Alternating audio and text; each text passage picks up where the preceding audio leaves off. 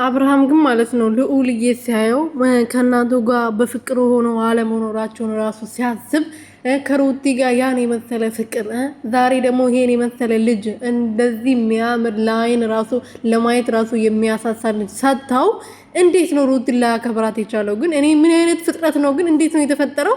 የብሬን እኮ ነው ይሄ ልጅ ሳይው ራሱ ለምን በቃ ለምን አይደነግጥም እንዴ? ለምንድን ነው ይሄን ህይወት ለምንድን ነው በፍቅር ያልኖርኩት? ለምንድን ነው ከልጄና ከሚስቴ ጋር መጫወት ያቃተኝ? ለምንድን ነው ፎቶ ያልተነሳሁት? ለምንድን ነው በጣም ብዙ በልጅነት በጣም ከልጃቸው ጋር በጣም ብዙ ትዝታዎች እንዲኖራቸው ይፈልጋሉ እናትና አባት ማለት ነው። ምክንያቱም ያ ልጅነት ተመልሶ ስለማይመጣ አሁን የልዑልዬ ልጅነት ተመልሶ ስለማይመጣ ማለት ነው።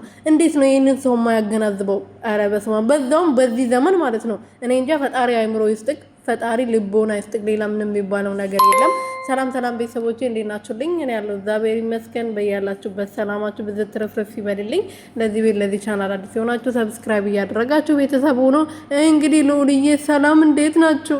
እኔ በጣም ቆንጅዬ ነኝ ያለው ቪዲዮ ላይ እንግዲህ ሪፖስት ያደረገው ማንም የለም። ሄርሜላ፣ አብርሃም፣ ሩቲ፣ ኤፋ ሁላቸውም እዩዬ ሳይቀሩላቸውም ሪፖስት አድርገዋልና አዎ በጣም ቆንጅዬ ነክ የኔ አባት የእናትህ ልጅ ሆነ እንዴት ቆንጅዬ አትሆንም? በአባትህ አልወጣክ በእናትህ ነው የወጣከውና የኔ ነብር የነብሯ ልጅ ስለሆንኩ ነው የምታምረው ማለት ነው። የኔ አባት ፈጣሪ ይጠብቅክ እና አባትህን ደግሞ ፈጣሪ ልቦናውን ይመልስ።